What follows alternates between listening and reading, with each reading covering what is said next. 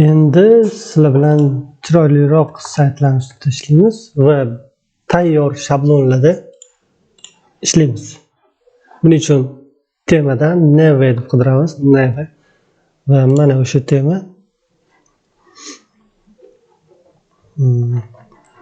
Ustanovka qilamiz.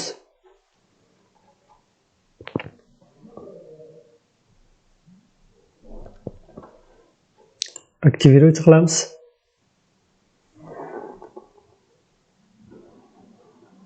Xo'p, bu narsa kerak emas.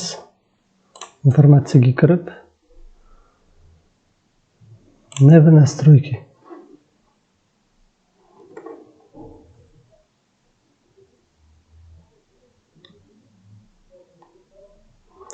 Starter saytida kerak. Xo'p, starter ya'ni tayyor shablonlardan foydalanish uchun Cloud Templates and Patterns degan plugin foydalanishing kerak deyapti kolleksiyasidan. Install qilamiz. Bu neva temasida o'zini oldindan tayyorlangan shablonlari bor.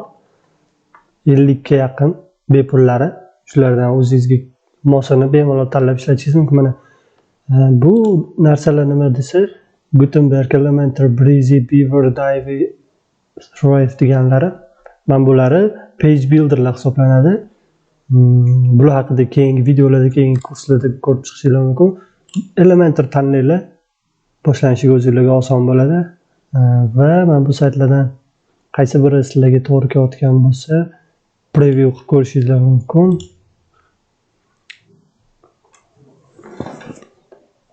Mana bu landing page, ya'ni bitta sahifa, statik sahifa. Hozir men shu narsani sizga o'rnatib beradi agar shuni tanlasangiz. Biz boshqasini tanlaymiz. Hop, activate bo'ldi-ku.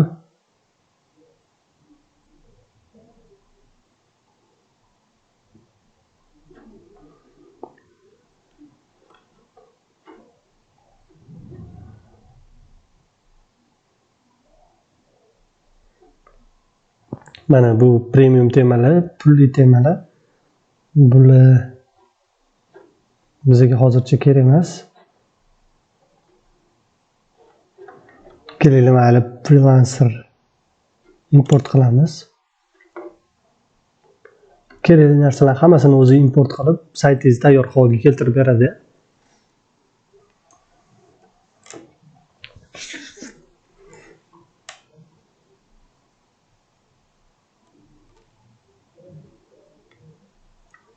Mana bo'ldi. Endi saytni ko'ramiz. Mana saytimiz tayyor. Bosh sahifamiz. Endi bu narsalarni kontentni o'zgartirib chiqishimiz kerak. Qanaqa o'zgartiraman desangiz agar, mana saytga kirganingizda Edit with Elementor bor. Shunga kirasiz. Va Elementor page builder ochiladi siz uchun chap tomonda. Real vaqtda o'zgarishlarni o'zingiz ko'rgan holatda o'zgartirib boraverasiz. Mana maydonchada masalan o'zgartiraman.